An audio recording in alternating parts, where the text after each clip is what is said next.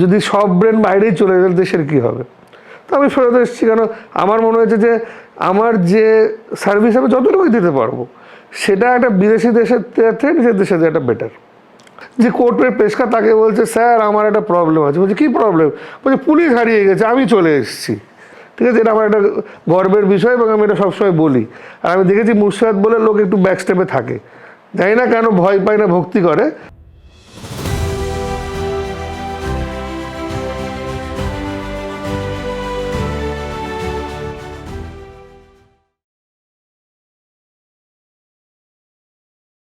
Welcome to Podcast with Shuprabha, where we explore the life and experiences of the people shaping our judicial system. Today we are honored to have Mr. Arindam Das, a seasoned advocate in Kolkata High Court. Join us as we dive into the world of law and justice and the expertise and experiences of Mr. Arindam Das. Let's get started. কেমন লাগছে আজকে এখানে এসে? ভালোই লাগছে, নিজের শহর নিজের জায়গায়, মানে আড্ডাটা ক্যামেরার সামনে হোক বা ক্যামেরার পিছনে হোক, দুটোরই একটা গুরুত্বপূর্ণ জায়গা আছে আর দুটোরই একটা ইমোশনাল অ্যাটাচমেন্ট আছে। সেই জায়গা থেকে খুবই ভালো লাগছে। তুমি তোমার ইউনিভার্সিটি অফ ক্যালকাটা, তারপরে ইউনিভার্সিটি অফ বাকিংহাম, ওখান থেকে কলকাতা হাইকোর্টের এত বড় একটা লয়ার, তোমার জার্নিটা আমাদের সাথে শেয়ার করো। লয়ার বড় কিছুটা আমি বিষয়টা জানি না, ঠিক আছে, বাট ডেফিনেটলি লয়ার কিছু কিছু জায়গায় আর্গুমেন্ট করা, কিছু কিছু মানুষকে তার যে প্রাপ্য সেটা পাইয়ে দেয়া, এটাই হচ্ছে একটা লয়ারের মূলত দায়িত্ব। সেটা কতটা পালন করতে পারছি সেটা চেষ্টা করি, আর সেটা মানুষ বলতে চেষ্টা পারি কি পারি না। প্রথম কথা হচ্ছে ছোটোবেলা থেকেই আমি আর কি, আমার বাবা যেহেতু ল্যান্ড রিফর্মস ডিপার্টমেন্টে ছিল, ল সেলেই ছিল, ওনার সময় আমি আমার হয় না যে কলকাতা গেলে তখন একটা কলকাতা আমাদের কাছে আকর্ষণের ব্যাপার, তখন তো আমরা এখান থেকে ট্রাভেল করাটাও একটা বিষয়, কলকাতায় থাকাটা। তো আমি বাবার সঙ্গে যেতাম, আর বাবার মূলত হাইকোর্টে কাজ পড়তো, তা আমি আর মা হাইকোর্টের বারান্দায় ঘুরতাম। হাইকোর্টটা এটা তো আমাদের কাছে, হাইকোর্টটাও একটা জায়গা যেখানে ঘোরা যেতে পারে।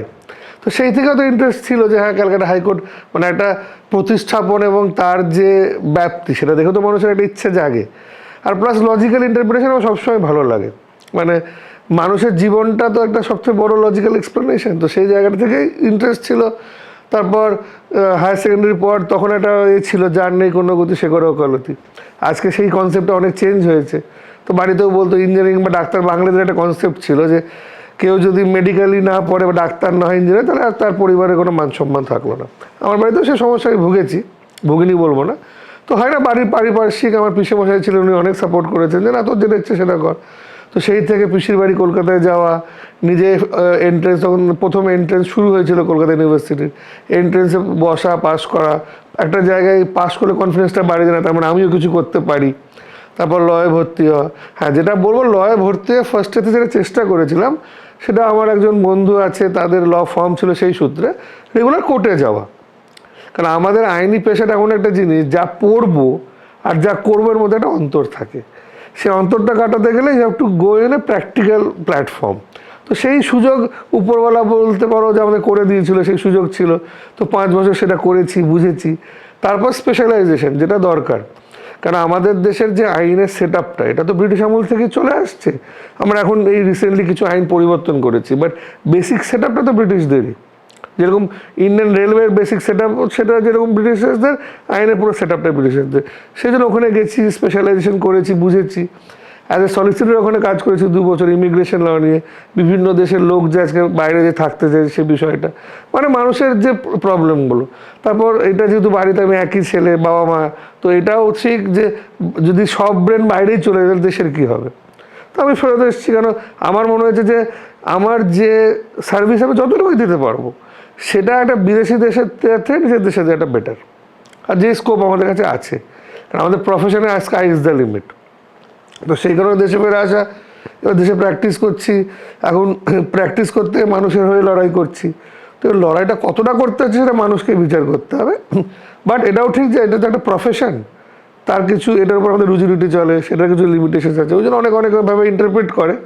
বাট চেষ্টা করি এখন অবধি যে প্রফেশনটাকে প্রফেশনের মতো করা, আর মানুষকে যতটুকু সার্ভিস দিতে পারবো। কেন এই কনসেপ্টটা যেহেতু আমি মুর্শিদাবাদ থেকে বিলং করি, একটা পিছিয়ে পড়া জেলা, সেটা আমি ফিল করতে পারি।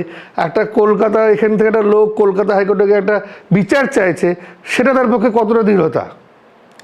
একটা সাধারণ লোক যেখানে জন্মেছে সে যখন ভাবে না যে না আমার এটা অন্যায় হচ্ছে, আমি এটা কলকাতা হাইকোর্টে মামলা করব, সেটাও তার কাছে কিন্তু আজকের দিনেও দৃঢ়তা। কেন সেই সাপোর্ট সিস্টেম, এত অ্যাভেলেবিলিটি, নলেজ, ইনফরমেশন তাদের কাছে থাকে না। তো আমি যেহেতু এই জেলার ছেলে, এখন আমি এই জেলাতে চেম্বার করি বা আসি, মানুষের সঙ্গে মিশি, কেন সে যেন সেই সুযোগটা এখানে পায় যে হাইকোর্টেও যাওয়া যেতে পারে এবং বিচার পাওয়া যেতে পারে। এই প্রচেষ্টাটা করা হয়, তারপর যেটা উপরবেলা ডিসাইড করে মানুষ সেটাই হচ্ছে। আমি এখন সেটা করতে পারছি না পারছি না, এটা তো পুরোপুরি আমার উপর ডিপেন্ড করে। আমি আমার 100% চেষ্টা করব, এটা আজকেও করছি, কালকেও করবো, এটুকু আমি বলতে পারি। তোমাকে কি ইন্সপায়ার করেছিল লটাকে অ্যাজ এ ক্যারিয়ার অপশন হিসেবে নেওয়ার জন্য? যেটা হচ্ছে লজিকটা, মানে একটা ল বা একটা মানুষের অধিকার। আমরা তো সবসময় যেটা বললাম যে আমরা একটা মফস্বল শহর, কলকাতা থেকে 200 কিলোমিটার দূরে, কলকাতার যে বিচার ব্যবস্থা বা কলকাতার মানুষের যে লজিক্যাল এক্সপ্লেনেশন সেটা আমাদের এখানে থাকে না। বা একটা মানুষ এখান থেকে গিয়ে আমরা করব, লড়বো, এই ভয়টা থাকে। তো আমি যেটা বললাম, দুটো ইন্সপিরেশন, ছোটোবেলা থেকে একটা হাইকোর্ট হয়তো বাবার সঙ্গে যেতাম বলে একটা ইন্সপিরেশন পেয়েছি, আর সেকেন্ড হচ্ছে এই যে জুডিশিয়াল সিস্টেমটা, মানে অধিকার। আলটিমেটলি আমি ডাক্তার হতে পারি, ইঞ্জিনিয়ার হতে পারি, বাট অধিকারটা তো ইম্পর্টেন্ট, সামাজিক অধিকার, ন্যায়গত অধিকার। তো সেগুলো প্রাপ্তিটা আমার মনে হচ্ছে বেশি ইম্পর্টেন্ট, আর যেটাতে কাজ করা যায়। আর আমাদের প্রফেশনে সবচেয়ে বড় হচ্ছে ইন্ডিপেন্ডেন্টলি আমার নিজের থট প্রসেস, আমার নিজের চিন্তাধারা, সেগুলো ইমপ্লিমেন্ট করা যায়। ইন্টারপ্রিটেশন, আইনটা তো পুরোপুরি ইন্টারপ্রিটেশনের উপর দাঁড়িয়ে আছে যে আমি একটা আইনকে কীভাবে ভাবছি। তখন আমরা আর্গুমেন্ট করি, তুমি আমার বিপক্ষে, তুমি তোমার আর্গুমেন্ট রাখছো, আমি আমার আর্গুমেন্ট রাখছি, জজ সাহেব সেটা ঠিক কিনা ভুল বিচার করছে। তাহলে আমার যে নিজস্ব লজিক, কোনো এখানে কিন্তু রেস্ট্রিকশানস নেই, আমার ভাবনার উপর কোনো রেস্ট্রিকশানস নেই, আমার আইডিওলজি আমি এটা করবো তার উপর কোনো রেস্ট্রিকশানস নেই। হ্যাঁ, ঠিক ভুল বিচার হচ্ছে, কিন্তু আমার আইডিয়াটার উপর রেস্ট্রিকশানস নেই। এটা আমার মনে হয় কোনো প্রফেশনে পৃথিবীতে আছে, যেটা আমাদের প্রফেশনে আছে। আমার পুরোপুরি আমার চিন্তাধারাটাকে আমি কাজে লাগাতে পারি, তো সেইটা থেকেই হয়তো ইন্সপিরেশন পেয়েছি। কোর্টরুমের এমন কোনো মজার গল্প আছে আমাদের সাথে শেয়ার করো? কোর্টরুমে মজার গল্প অনেক থাকে, বাট আমি মানে বলি যে মানুষ মানে কি হয়, মানে সিচুয়েশনের উপর ডিপেন্ড করে। এটা আমার এক বন্ধুর ঘটনা, সেটা আমরা খুব নিজেরা এখনও মাঝে মধ্যে এনজয় করি ঘটনাটা শুনে। ঠিক আছে, আমরা কি দেখি, পুলিশ চোরকে খোঁজে, চোর পুলিশ মামা হারিয়ে গেছে বলে কোনোদিন কমপ্লেন শুনেছো? শোনোনি। এটা হচ্ছে ভারতবর্ষ, তো পশ্চিমবঙ্গটা বৃহৎ একটা বড় সাইজের রাজ্য, সুন্দরবন অঞ্চল আছে। সেখান থেকে একটা পুলিশকে আমাদের আলিপুর যেহেতু ডিভিশন, মানে একটা জেলা ভিত্তিক তো জজ কোর্ট হয়, তো সেই ভিত্তিতে সেই সুন্দরবনের কোস্টাল থানা থেকে কিছু ক্রিমিনালকে নিয়ে পুলিশ আসছিল। এবার আমাদের ইনফ্রাস্ট্রাকচার বলো যাই বলো, সে হয়তো দাগি আসামি না, বাট আসামি, অ্যাকিউজড। তাকে নিয়ে ট্রেনে সে পুলিশ হারিয়ে গেছে, মানে চোরও হারিয়ে গেছে, পুলিশকে আর খুঁজে পাচ্ছে না। ওইভাবে গাড়িতে করে নিয়ে আসা, যেটা আমরা সাধারণত সিনেমা দেখি, সবসময় হয় না। হয়তো 10 জনের জন্য দুটো পুলিশ 10 জনকে বা 5 জনকে নিয়ে আসছিল কোনো একটা কাজে। এবার হয় না, ভিড় ট্রেন, মানে আমাদের ডায়মন্ড হারবার লোকাল বা ক্যানিং লোকালে প্রচণ্ড ভিড় থাকে, হারিয়ে গেছে। এবার সে ভাবছে, মানে একটা জিনিস ভাবতে হবে, তার ভাবনা হচ্ছে সেই তো আমি সুন্দরবনে একটা গ্রামে থাকি, দ্বীপে থাকি, পালিয়ে যাব কোথায়? সে স্টেশনে অটোওয়ালাকে বলছে, মানে আগে হয়তো এসছে, যে পুলিশ না হারিয়ে গেছে, পুলিশ কাকু আমাকে একটু পৌঁছে দেবেন আলিপুর কোর্ট। তো অটোওয়ালা হচ্ছে এবার কী ধরনের, আপনি কে? বলছে আমি অ্যাকিউজড। বলছে আপনি অ্যাকিউজড? বলছে হ্যাঁ আমি অ্যাকিউজড। এবার ঠিক আছে, অটোওয়ালা আমাদের মানে বালিগঞ্জ স্টেশন থেকে আলিপুর কোর্ট অবধি অটো যায়, তো সেকে পৌঁছে দিয়েছে। সে খুঁজে খুঁজে কোর্টরুমটা সে মনে রেখেছিল, সেখানে গিয়ে যে কোর্টের পেশকার তাকে বলছে স্যার আমার একটা প্রবলেম আছে। বলছে কী প্রবলেম? বলছে পুলিশ হারিয়ে গেছে, আমি চলে এসেছি। সে বলছে দাঁড়াও, খোঁজো খোঁজো, পুলিশটাকে খোঁজো, তারপর পাওয়া গেছে। তো মানুষের কিন্তু এই জায়গাগুলো আছে, সে পালিয়ে যাবে কোথায় ভাবছে, তার থেকে এত সৎ চোর বা এত সৎ অ্যাকিউজ যে সে কিন্তু পুলিশকে খুঁজে নিজে কোর্টে চলে এসছে। তো এই ঘটনাগুলো জীবনে ঘটে, যেগুলো আমরা হাসি, কিন্তু এগুলোও কিন্তু বাস্তবে ঘটে। তোমার আজ অবধি নিজের লাইফে সব থেকে চ্যালেঞ্জিং কোন কেসটা লেগেছিল? চ্যালেঞ্জিং কেস বলতে অনেক সময় কি হয়, মানে আমরা কিছু জানি যেটা ফ্যাক্ট, মানে এটা সত্যি, আইন ওই ব্যাখ্যা দিচ্ছে, বাট সেই ব্যাখ্যাটাকে যখন আমরা প্র্যাকটিক্যালি ইমপ্লিমেন্ট করতে যাই, বা হয়তো আমরা চাইছি যে এই আইনটা লাগু করা হোক, সেটা আমরা করতে পারি না। জমি অধিগ্রহণ একটা খুব গুরুত্বপূর্ণ বিষয় গোটা মানে দেশের ক্ষেত্রে। জমি অধিগ্রহণ আন্দোলনও বৃহত্তর আন্দোলন হয়েছে, তারপর 13 সালে নতুন একটা আইন এসছে অধিগ্রহণে। আমরা জানি এখানে NH 34 আমাদের জেলার পাশ দিয়ে গেছে। 10 সাল থেকে আমরা দেখছি রাস্তার কাজ হচ্ছে, যে এখনও তো কিছুটা ডেভেলপমেন্ট হয়েছে। তো অধিগ্রহণের মামলাগুলো আমি অনেক করেছি।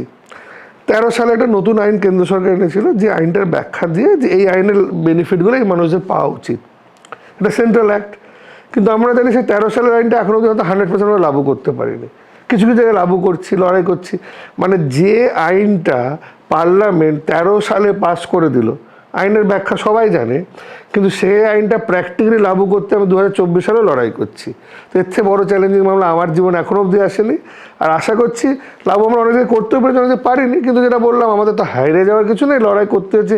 এই মামলা সুপ্রিম কোর্ট অবধিও গেছে। কিন্তু চ্যালেঞ্জিং কী হতে পারে যে একটা 13 সালে একটা আইন হয়েছে, সবাই পড়ছে, সবাই জানে, তারপরে 24 সালে সেটা লাগু করার জন্য আমরা লড়াই করছি। তো I think this is the most challenging act এখন অবধি আমার জীবনে। তুমি কোনো এমন সেন্সিটিভ কেস হ্যান্ডেল করেছো যার জন্য তোমায় থ্রেটস? প্রথম ইনিশিয়াল যখন আমি শুরু করেছিলাম তখন এই চিট ফান্ড মামলা খুব উঠেছিল। সারদার যে নারদা বলবো না, সারদা, রোজ ভ্যালি, ভিপজিওর, অ্যালকামিস্ট, এগুলো। তো এখন অবধি ডিপোজিটারদের হয়ে তখন যা হয়, কেন কোম্পানিদের কাছে প্রচুর পয়সা, মানে সারদার মালিক কীভাবে জীবনযাপন করেছে, রোজ ভ্যালির মালিক কীভাবে প্রাইভেট জেটে ঘুরেছে, আমরা সবাই দেখেছি কম বেশি। তো তাদের এগেনস্টে লড়াইটা বৈষম্যের লড়াই কারা করছে? যারা হয়তো 1000 টাকা ডিপোজিট করেছে, 5000 টাকা ডিপোজিট করে, 10,000 টাকা ডিপোজিট করেছে, কিন্তু সে টাকাটা পাচ্ছে, তার তো অধিকার বেসিক এটা। এই মামলাটা যখন করতে শুরু করে ডিপোজিটারদের হয়ে, তখন বিভিন্ন জায়গা থেকে থ্রেট এসেছিল। আমাদের মানে রাজ্য সরকার নিযুক্ত একটা কমিশন করা হয়েছিল, কমিশন থেকেও বলা হয়েছিল যে তোমার প্রোটেকশনের জন্য কিছু লাগে কিনা। কিন্তু যেহেতু সাধারণ মানুষ এত লার্জ নাম্বারের সঙ্গে থাকলে এটা একটা কনফিডেন্সের জায়গা থাকে যে থ্রেট একটা দুটো আসতেই পারে, কিন্তু যদি দেখি যে 1 লক্ষ লোক আমার পিছনে দাঁড়িয়ে আছে, তাদের দাবিটা ন্যায্য দাবি, তখন এই থ্রেটগুলোকে মানে ইরেডিকেট করে দেওয়া যায়। বাট থ্রেট তখন একটা প্রসপেক্টিভ ছিল, ফোন টোনও এসেছিলো, কিন্তু অ্যাটলিস্ট যেটা বললাম আমি, তো যেটা আমার নিজেকে আমি প্লাস পয়েন্ট মনে করি যে আমি মুর্শিদাবাদের ছেলে, ঠিক আছে, এটা আমার একটা গর্বের বিষয় এবং আমি এটা সবসময় বলি। আর আমি দেখেছি মুর্শিদাবাদ বলে লোক একটু ব্যাকস্টেপে থাকে, জানি না কেন, ভয় পায় না, ভক্তি করে, বাট ওরা একটা পায় যে মুর্শিদাবাদ ইজ মুর্শিদাবাদ। তো সেই ব্র্যান্ডিংটা, নিজের জেলার ব্র্যান্ডিংটা কিন্তু আমি থ্রেট পার্সপেক্টিভ অনেক সময় কাজে লাগিয়েছি আর সেটা ফলো পেয়েছি। তুমি কি কাউকে এমন ডিফেন্ড করেছো যে জানো যে ও ক্রাইম করেছে? ডিফেন্ড হ্যাঁ করতে হয়, এটা করেওছি। এবার ক্রাইম করেছি করেনি, একটা কি মেন্স রিয়া বলে একটা কথা আছে লয়ে, মানে মোটিভটা কী ছিল।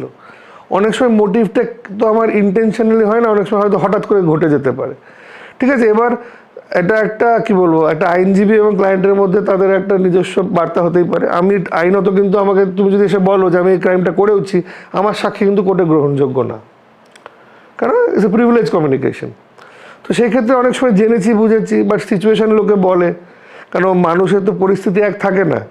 আমাদেরকে যেটা বুঝতে হয়, একটা ক্রাইম করা হলো বা একটা ঘটনা ঘটলো মানে যে সেই ঘটনাটা ঠিক সেটা আমরা ধরে নিই সাধারণত, সেটা কিন্তু না। তার ব্যাকগ্রাউন্ড আমাদেরকে বুঝতে হবে, কারণ ব্যাকগ্রাউন্ডে কী কারণে হয়েছে, কী পার্সপেক্টিভে হয়েছে, বা তার উপর সেই যে ঘটনাটা ঘটার কতটা চাপ ছিল, কী ছিল, তার মানসিক পরিস্থিতি ছিল, এগুলো বিচার করা উচিত এবং আইনজীবী হিসেবে সেগুলো আমাদের কর্তব্য, সেখানে ডিফেন্ড করা হয়। আমি কেন, সবাই করে অনেক ঘটনা জেনেও, বাট এই যে ব্যাকগ্রাউন্ডগুলো বললাম সেগুলো আমরা অনেক সময় ভেরিফাই করার চেষ্টা করি। মানে আলটিমেটলি হ্যাঁ, একটা কোল্ড ব্লাডের একটা ঘটনা ঘটতে পারে, সেটা নিশ্চয়ই ঠিক না, বাট সেটা আমরা কেউ সাপোর্টও করি না। বাট যে কোনো মানুষের ভারতবর্ষের আইনে যে নিজের তো ন্যাচারাল ডিফেন্ড করার একটা আছে, ন্যাচারাল জাস্টিস আছে, সেক্ষেত্রে তাকে ডিফেন্ড করাটা কোনো একটা আইনজীবীরই কাজ। যদি একটা আমরা যেটা বলছি আইনজীবীর পক্ষে বললে, কোনো একটা টেরিস্ট তো একটা 5 জন অফিসারকে মেরে হসপিটালে, তো ডাক্তার দেখবে না? He is bound, right? Because তার কাছে সে টেরিস্ট না, তার কাছে সে একটা হিউম্যান বডি। তো আমাদের ক্ষেত্রেও সেম লজিকটা আমাদের ক্ষেত্রেও কাজ করে। তবু যেটা আমরা চেষ্টা করি যে মানুষকে যেন ন্যায় বিচারটা দেওয়ার, এবং যেটা বললাম যে একটা পরিস্থিতির উপর অনেক কিছু দাঁড়িয়ে ডিপেন্ড করে, সেই পরিস্থিতিতে আমরা বিচার করার নিজেরা চেষ্টা করি। কেন যখন আমরা প্র্যাকটিস করি বা ডিফেন্ড করি, আমাদের নিজস্ব যে কিছু লজিক বা এতদিন ধরে এক্সপিরিয়েন্স আছে, সেটাকে কাজে লাগানোর চেষ্টা করা হয়। 26/11-এর যে অ্যাটাকটা হয়েছিল, ওটাতে তো দেখা যাচ্ছে যে আজমাল কাসাব ও সিসিটিভি ফুটেজে দেখা যাচ্ছে ওরা যে শ্যুট করছে ফর নো রিজন।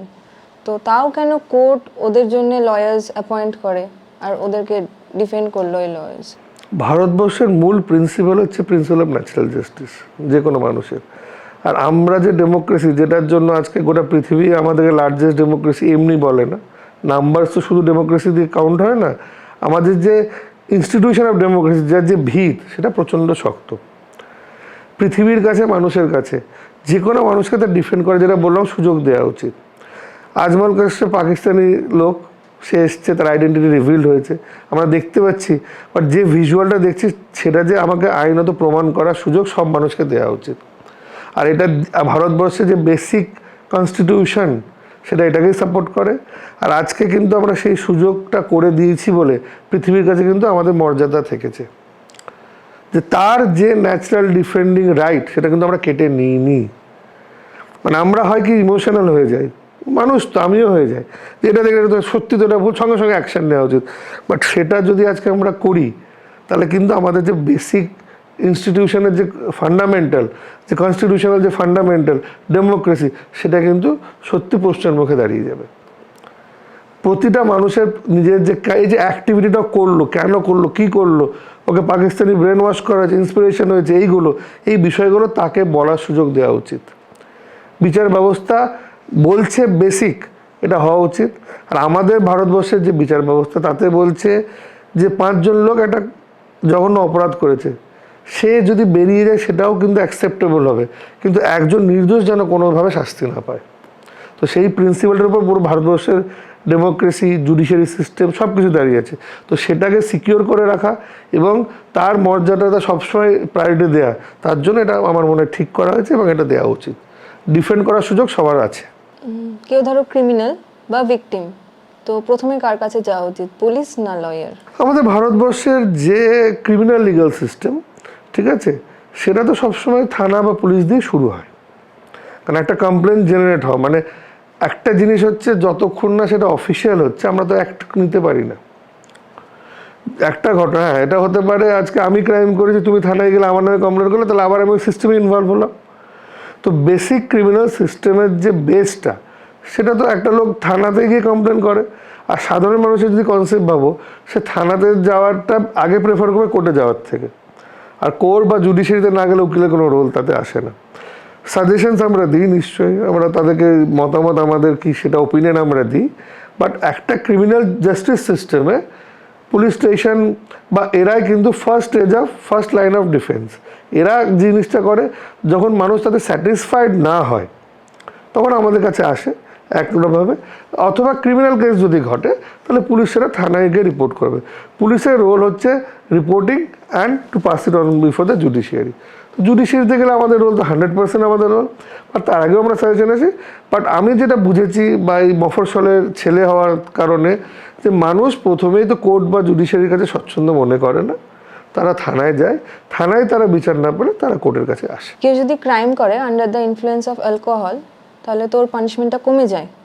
এটা তো কেউ মিসইউজও করতে পারে। না, সেটা টেকনিক্যালি একটু বলতে হবে যে অ্যালকোহলের আন্ডারে থাকলে, ইনটক্সিকেট হলে, ইনটক্সিকেট লেভেলটাকে বিচার করতে হয়, যে বেসিক্যালি সে তার সেন্সে ছিল কিনা। হ্যাঁ, মিসইউজ করা যেতেই পারে, আমি বলবো না করা যায় না, কিন্তু তার জন্য একটা মেডিকেল সাপোর্ট বা মেডিকেল, আমাদের তো এই যে ক্রিমিনাল ল বা আমাদের যে লিগাল সিস্টেম, এটা তো শুধু আমাদের উপর দাঁড়িয়ে নেই, তাদের মেডিকেল প্র্যাকটিশনারদেরও রোল আছে। কারণ কোনো একটা কাউকে অ্যাকিউজকে অ্যারেস্ট করা হলে প্রথমে মেডিকেল করানো হয়, ঠিক আছে। এখন ডিএনএ স্যাম্পলিং, মানে আমরা যে পার্টটা করি সেটা হচ্ছে জুডিশিয়ারিকে আমরা সাপোর্ট করি। বাট জুডিশিয়ারিকে সাপোর্ট করার জন্য তো বিভিন্ন অ্যাক্ট এবং বিভিন্ন ডিপার্টমেন্ট, বিভিন্ন মানুষ তার সঙ্গে ইনভলভ। তো ওই জন্য অ্যালকোহল খেয়েই মানে ক্রাইম করলে আমার কিছু হবে না, এই ধারণাটা যেন লোকে না রাখে। সেটাকেও মেডিকেলি প্রমাণ করানোর বিষয় আছে, সেটাও কোর্টে প্রমাণ করার বিষয় আছে। এবং সবচেয়ে বড় এফেক্টিভ মেজার যেটা মানে হাজার হাজার বছর ধরে চলে, সেটা ক্রস এক্সামিনেশন।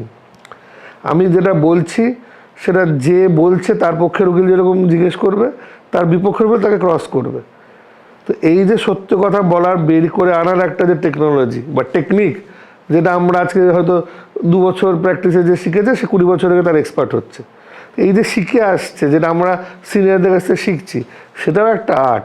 মানে মানুষ যেটা হয়, যেটা আমরা টিভিতেও দেখি, যে মানুষ সব কথা বললো আর সেটা বিচার ব্যবস্থা মেনে, তার জন্য না, তার জন্য আমাদের টেকনিক নিজস্ব আছে, একটা হিউম্যান স্কিল আছে, যেটা আমরা বছরের পর বছর কাজ করে ডেভেলপ করছি। সেটা প্রয়োগ করলে সব, আমি বলবো হ্যাঁ মিসইউজ হচ্ছে না, একদমই বলতে পারি না, বাট যতটা পারি সেটা আটকানোর ব্যবস্থাও আছে, চেক অ্যান্ড ব্যালেন্স আছে। আচ্ছা, ধরো সে ক্রাইমটা করেছে অনেক মাস আগে, আজকে তাকে ধরা গেল, তো সে তো ওটা ইজিলি মিসইউজ করে দিতে পারবে। তার ওই যে সে যে ডিফেন্সটা নেবে যে আমি ইনটক্সিকেট ছিলাম, সেটা তো মেডিকেলি প্রমাণ করতে, সে এসে বললে কে বিশ্বাস করবে? এই টাইমটা চলে যাওয়ার জন্য যেরকম হতে পারে যে ঘটনাটা ঘটেছিল সেটা কিছুটা ডাইলিউট হয়ে গেল, তার ডিফেন্সটাও তো ডাইলিউট হয়ে গেল। মানে আমি আজকে এটা করলাম দিয়ে বলে আমি তো ঘুমিয়ে গেলাম, 20 দিন পর উঠে আমি তো সেদিকে মদ খেয়েছিলাম, ইনটক্সিকেট ছিলাম, তাহলে সেটাও তো তাকে প্রমাণ করতে, সে 20 দিন পর তো সেও সেটা প্রমাণ করতে পারবে না। তার যে ডিফেন্সটা নেবে সে ডিফেন্সটা তো উইক হয়ে গেল। Both parties are there. Check and, যেটা বললাম মিসইউজ হয়, বাট চেক অ্যান্ড ব্যালেন্সও আছে। কোর্টের কেসগুলো এত সলভ করতে এত কেন সময় লাগে? সেটা ভারতবর্ষের বিচার ব্যবস্থাতে দ্রুত হওয়া উচিত, আমিও মনে করি। কারণ মানুষকে যদি দ্রুত বিচার না দেওয়া যায় তাহলে মানুষ আস্তে আস্তে জুডিশিয়ারির উপর থেকে আস্থাটা কমিয়ে ফেলবে। আর জুডিশিয়ারির উপর থেকে আস্থা কমা মানে অরাজকতা বাড়বে, মানে মানুষ নিজেই ভাবে আমি বিচার করে ফেলি। এবার এর পিছনে অনেক কারণ আছে, শুধু একটা কারণ দাঁড় করানো যাবে না। আমাদের যে জুডিশিয়াল সিস্টেমের যা জজ সাহেবদের সংখ্যা দরকার সেটা আমরা তাদের নেই। মানে বেসিক কিচ্ছু করতে হবে না, প্রতিটা হাইকোর্টের ওয়েবসাইট আছে, ওয়েবসাইটে গেলেই দেখা যাবে যে কতটা ভ্যাকেন্সি, কতটা ডিক্লেয়ার্ড জজ থাকতে পারে, কতটা এখন আছে, তাহলে ভ্যাকেন্সি বোঝা যাবে। তো যদি হাইকোর্টে সেই ভ্যাকেন্সির প্রবলেম থাকে, যার জন্য আন্দোলন হয়েছে কলকাতা হাইকোর্টে, আমি নিজে যে দেখেছি মাসের পর কোর্ট বন্ধ করা হয়েছে, যে এটা কেন হয়? বিকজ আমরা তো বিচারটা দিতে পারছি না, যদি জজ না থাকে বিচারটা কে করবে? সেটা সেই এফেক্টটা লোয়ার কোর্টে এসেও পড়ে।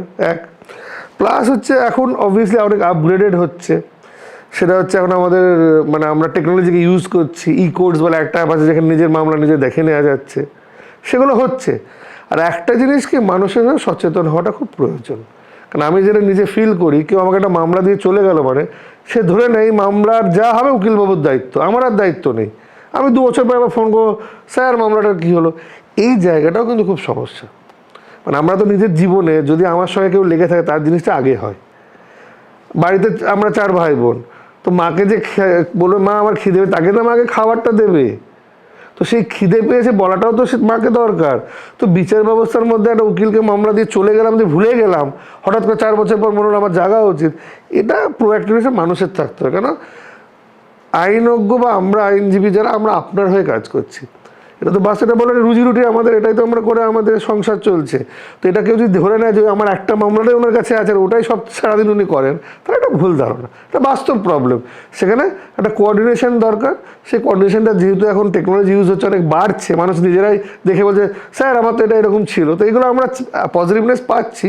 বাট যত এটা প্রোঅ্যাক্টিভনেস আসবে তত এই কাজ, এই প্রবলেমটা সলভ করা মানে আমাদের তরফ থেকে যাবে। আর বাকি জজ সাহেব দেয়া না দেওয়াটা, এটা তো একটা গভর্নমেন্টের ডিসিশন, জুডিশিয়ারি ডিসিশন, তারাও যদি এগিয়ে আসে তাহলে এই গ্যাপ মানে যে টেনিওর যে সময়টা লাগছে সেটা নিশ্চয়ই কমিয়ে আনা সম্ভব। Is there any line that you can't cross while defending? Definitely line তো সবসময় আছে, কারণ আমি যা বলবো বা যা করবো, I can't go beyond the act, I can't go beyond the constitution of India, right? আমাদেরকে নিজেদেরকে বুঝতে হবে। আর সবথেকে বড় কথা হচ্ছে আইনজীবী হিসেবে আমাকে আমার যে ল্যাঙ্গুয়েজ, যে সাবমিশন, সেটা সবসময় মানে যেটা হয় যে আমরা তো নর্মালি দুজন ঝগড়া করলে যেহেতু সেটা আমরা তো করছি না, we are defending our client, তাহলে আদার সাইডের অ্যাডভোকেটকে সেই মর্যাদা দেওয়া, জুডিশিয়ারি সিস্টেমে সম্মান দেয়, এগুলো আমাদের সবসময় মেনটেন করতে হয়। আর বললাম আমাদের ক্ষমতা is entirely on the act and the constitution of India.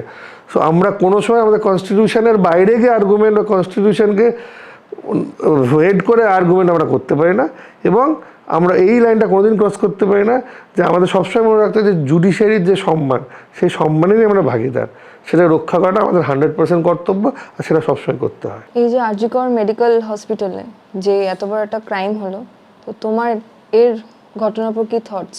প্রথম কথা, এই ক্রাইমগুলো আটকানো তো ডেফিনেটলি আমাদের ইনফ্রাস্ট্রাকচার আছে, উচিত। কলকাতার মতো একটা হসপিটাল, মানে ওয়ান অফ দ্য কী বলবো মোস্ট পপুলার হসপিটাল, এত তার পেশেন্ট প্রেশার, এত কিছুর মধ্যে ঘটনাটা ঘটা কোনোভাবেই না। প্লাস ঘটনা ঘটার পর আমার যেটা খুব মানে নিজেকে ডিস্টার্ব ফিল হয়েছে, যেভাবে ঘটনাটাকে তাড়াতাড়ি তড়িঘড়ি কাজ করা হচ্ছে। কারণ আমরা জানি যে এই যে একটা হিউম্যানিয়াস ক্রাইম, তার মূল evidence was the body of the victim. সেটাকে এত তাড়াতাড়ি র্যাপ করে কেন দেওয়া হলো, যেটা দেখুন আমি I was not present personally over there, but যা মিডিয়া বলছে বা আমি আজকেও একটা ভিডিও ক্লিপিং দেখছিলাম ওনার স্টেটমেন্ট যা আসছে, যে খুব দ্রুত গতিতে বডিটাকে ক্রিমেশন করে দেওয়া হয়েছে। Why? This question needs to be answered. কেন আজকে এত বড় একটা হেরো আমরা বারবার দেখেছি হাইকোর্ট অর্ডার দিয়ে বডিকে রিভিজিট রিপোস্টমর্টম করতে বলেছে, যদি পছন্দ না হয়েছে হসপিটালে তাহলে কোনো অন্য হসপিটাল রেকমেন্ড করা হয়েছে, পুরো ভিডিওগ্রাফি করা হয়েছে, কারণ এই এভিডেন্সগুলো তো আমাকে ফিউচারে কাজে লাগবে। তাহলে যে prime piece of evidence was that victims body, সেটাকে এত ফাস্ট ক্রিমেশন করার কারণ আমার কাছে কোনো লজিক মনে হয়নি। কেন আমরা যখনই প্রিলিমিনারি ইনভেস্টিগেশনের মধ্যে দিয়ে যাচ্ছিলাম, আমরা একজন অ্যাকিউজকে বলছি আমরা আইডেন্টিফাই করতে পেরেছি, বাট সেটাকে আমরা ফাইনালাইজ করতে পারিনি। এত বড় একটা অফেন্স একজনের দ্বারা সম্ভব কিনা, একটা ওয়ার্ডের পাশে ইনসাইড দ্য হসপিটাল, সেটা তো বিষয়গুলো আসবে। দেখুন একটা ঘটনা যখন ঘটে যায় হঠাৎ করে সব রিয়াকশান আমার মাথাতেও আসবে না, কেন আমারও তো একটা I am undergoing human psychology, একটা ওই মেয়ের এই পরিণতি থেকে সবাই আমরা শোকস্তব্ধ। তো এই শোকটা কাটিয়ে ওঠাতে একটা বেসিক টাইম লাগে যে কোনো মানুষের। হতে পারে I am not related to that person, but খারাপ তো আমারও লাগছে, আই এম অলসো ফিল, হয়তো ঘুমিয়ে ভাবছি এটা কেন হলো, মানে this are all human cycle, সবার হয় এর মধ্যে। তো এই রিয়াকশানটা তো মানুষের নর্মাল। তাহলে এই রিয়াকশানের মধ্যে মানুষ পুরোপুরি 100% অ্যাকুরেসি নাও দিতে পারে। তাহলে আমি যদি একটু টাইম দিতাম তাহলে আমার মনে হয় এটা বেটার ছিল for the future part of the trial, because যে এই ক্রাইমটা করেছে তার তো ক্যাপিটাল পানিশমেন্ট হওয়া দরকার, আমাদের দেশে এখন আছে। কেন ঠিক পানিশমেন্ট না দিলে 5টা লোকের শিক্ষা হবে না। কেউ মানুষ কিন্তু ভয়ে শেখে যে এটা করলে এটা হতেও পারে, তাহলে কিন্তু 5টা মানুষ করার আগে ভাববে। এটার জন্য তো এই জুডিশিয়াল সিস্টেমটা তো একদিনে হঠাৎ করে কেউ কম্পিউটারে বসে লিখে ফেলেনি, এটা ইভলভ করে এসছে সিস্টেম থেকে, সেটা দেওয়া উচিত। কিন্তু তার জন্য এই যে ফাস্ট অ্যান্ড ফরওয়ার্ড কাজগুলো হলো, এটাকে আমি কিছুভাবে নিজে জাস্টিফাই করতে পারছি না। মেবি যারা করেছে তারা জাস্টিফাই করতে পারবে কিনা আমি জানি না, কিন্তু ফিউচার এই যে ক্রাইমটা ঘটলো, কেউ না কেউ তো ঘটিয়েছে, তাকে দোষী সাব্যস্ত করা এবং তার ম্যাক্সিমাম পানিশমেন্টের জন্য কিন্তু আমার মনে হয় এটা একটু ধীরে চললে আরও বেটার হতো। তোমার মতে এই ধরনের জঘন্য ক্রাইমের কি পানিশমেন্ট হওয়া উচিত? এটা নিয়ে একটা ডিবেটেবল টপিক, অনেকে বলে ক্যাপিটাল পানিশমেন্ট মানে ফাঁসি, যেটা আমাদের দেশে এখনও আছে, কিন্তু আমি বলবো কিছু কিছু সময় এটা হওয়া দরকার। হ্যাঁ, ফেয়ার অপরচুনিটি দেওয়া হোক, সে পুরোপুরি যেন পায় সেটাও দেখা হোক, কিন্তু এই ক্রাইম যেগুলো সমাজে হচ্ছে সেগুলোকে যদি আমাকে আটকাতে হয় তাহলে দৃষ্টান্তমূলক শাস্তি দরকার। আর আমার মৃত্যু হতে পারে, আমি একটা অফেন্স করেছি বলে, এর থেকে মনে হয় না ভয়ের জিনিস কারোর জীবনে আসতে পারে। আর এটা যদি করা না যায়, হ্যাঁ আমাদের এখন যা হয় ক্যাপিটাল পানিশমেন্টকে লাইফ ইমপ্রিজমেন্ট করে দেওয়া হয়, অনেক লোকের বক্তব্য আছে না ক্যাপিটাল পানিশমেন্ট এই সমাজ মানে আজকের দিনে ঠিক না, তাহলে আজকের দিনে ক্রাইমটা কি ঠিক? আমরা তো ক্যাপিটাল পানিশমেন্ট আমার নিজের ইচ্ছের জন্য চাইছি না, বাট আরও যদি আমাদেরকে আমাদের রাজ্যের মা বোনেদেরকে সেফটি এই ক্রাইমগুলোর ক্ষেত্রে, সেক্ষেত্রে কিন্তু এটা আরও ভালোভাবে বিচার করা উচিত। কারণ আমরা দেখেছি দিল্লির ঘটনা, আমরা দেখেছি এই যে ঘটনা থামছে তো না। আমি বলছি না আজকে এটাকে ক্যাপিটাল পানিশমেন্ট দিলেই থেমে যাবে, কিন্তু মানুষের কাছে বার্তাটা খুব দরকার এবং যত তাড়াতাড়ি সম্ভব keeping the principal of natural justice, এই জাস্টিসটা দেওয়া উচিত। কারণ যার মৃত্যু হলো তার জাস্টিস পাওয়ার অধিকারটা যেরকম আছে, এবং তার এই জাস্টিস থেকে আরও 10 জন যেন ভয় পায়, যারা এই কথাটা ভাবেও স্বপ্নেও যেন না ভাবে যেন এই জিনিসটা করতে পারি। আর সমাজকে ঠিক লাইনে রাখতে গেলে কিছু কিছু সময় হার্শ অ্যাকশন ইজ রিকোয়ার্ড। সব সময় ভালো কথা সমাজ বোঝে না, কিছু কিছু সময় কিন্তু সমাজকে বোঝাতে হয়। তো এই ক্রাইমগুলোর ক্ষেত্রে সেটা খুবই ইম্পর্টেন্ট। এই ধরনের অপরাধের শিকার হওয়া থেকে আমরা নিজেদেরকে কি করে বাঁচাবো, তোমার কি অ্যাডভাইস? প্রথম কথা হচ্ছে যে বিষয়টা হচ্ছে এই আজকে মানে যে ঘটনা নিয়ে আমরা আলোচনা করছি, সে একজন হসপিটালের মানে কি বলবো part and parcel of the hospital. সে রাত্রে তার হসপিটালে রেস্ট নিচ্ছে, তার কাছে সেফ জায়গা, তাই না? মানে আমি যে আমার বাড়িতে বসে রেস্ট নিতে গিয়ে এই ঘটনা ঘটে যায়, তার থেকে এতে বাঁচার কোনো অপশান হতে পারে না। বাট সচেতন হওয়া উচিত, ঠিক আছে? এবং মানে কি বলবো, আমাদের অনেক যে টেকনোলজিক্যাল যে সিস্টেম আপগ্রেড হয়েছে, আমি জানি মুর্শিদাবাদ পুলিশ থেকে কোনো রাস্তায় ঘটনা ঘটলে তাদের একটা অ্যাপ ছিল, সিস্টেম ছিল, এটা বিভিন্ন জেলা করেছে। এবার এইগুলো কী হয়, যখন কোনো এরকম অফেন্স বা এরকম ক্রাইম না হয় তখন এই সিস্টেমগুলো ঠান্ডা ঘরে চলে যায়। কিন্তু একটা ঘটনা তো আমাকে ঘন্টা বাজিয়ে বলে আসবে না, তাহলে এই যে সিস্টেমটা এটা সবসময় অ্যাক্টিভ থাকা দরকার। মানে আমরা দেখেছি আমাদের দেশে কিছু ঘটলেই রেলের দুর্ঘটনা ঘটে তখন রেল পুরো অ্যাক্টিভ হয়ে থাকে, না এটা that can't be the case. কারণ একটা ঘটনাকে ঘটতে আটকাতে গেলে এই সার্ভিলেন্স, এই সিস্টেমটাকে আমার 24 ঘন্টা আপডেটেড রাখতে হবে। যে উদ্দেশ্যে এই নারীদের সুরক্ষার জন্য সিস্টেমগুলো পশ্চিমবঙ্গ সরকার এনেছিল, আমাদের পুলিশ ডিপার্টমেন্ট, আমি বিভিন্ন জেলার পুলিশের তরফ থেকে এগুলো ফিল করেছি, আমাদের জেলাতেও দেখেছি, এই সিস্টেমগুলো যেন অ্যাক্টিভ থাকে। আমরা বিধাননগরে দেখেছি যে নারীদের স্কোয়াড, মানে একটা পুরোপুরি লেডিসদের স্কোয়াড ছিল, আমাদের জেলাতেও আছে। তো সেই ভিজিবিলিটিটা, মানে মানুষ জানে একটা আছে, আমার মেমোরিও খুব শর্ট, আমি 2 মাস পর ভুলে গেছি আছে। তারা যদি রেগুলার অ্যাক্টিভিটিসে আমি পাই, তাদেরকে যদি প্রেজেন্সটা ফিল্ডে দেখি, তাহলে মানুষের মনে সেই ভয়টা থাকবে করার আগে, এবং যারা আসতে তাদের মুখে আস্থা থাকবে যেন এরা তো আছে। তো এই দুটো জিনিসকে কিন্তু অ্যাক্টিভ রাখা উচিত। ঘটনা ঘটলে অ্যাক্টিভ হবে, এটা না হওয়াটাই বাঞ্ছনীয়। Thank you so much sir. Thank you, নমস্কার সবাইকে। আমাকে এতটা সময় দেওয়ার জন্য আমি খুব লাকি ফিল করছি, তোমার মতন একটা মানুষ আমার। না না, আমরা হচ্ছে রেগুলার কাজ করছি, মানুষের সঙ্গে থাকছি, বুঝছি। আজকে এটাও আমিও খুব ধন্যবাদ যে তোমরা এই সুযোগটা দিলে মানুষকে এই বার্তাগুলো দেওয়ার। কারণ ওই কালো কোট আর কালো কোটের জ্ঞান মানুষ শুনতে চায় না, ওরা ভাবে যেটা কোর্টের জন্য, কিন্তু কোর্ট তো একটা সিস্টেম, তার বাইরে সামাজিক ন্যায় বিচার, এটা কি কোনো কোর্টে গিয়ে হয়? সেটাও তো মানুষকে, তো এই সিস্টেমটা মানুষের কাছে যত ইজিলি আমরা বলতে পারবো, মানুষেরও তত ভরসাই সিস্টেমটার প্রতি বাড়বে। তো এই সুযোগ করে দেওয়ার জন্য অনেক অনেক ধন্যবাদ। Thank you so much. Thank you for watching the video till the end. Please support us by subscribing to our channel.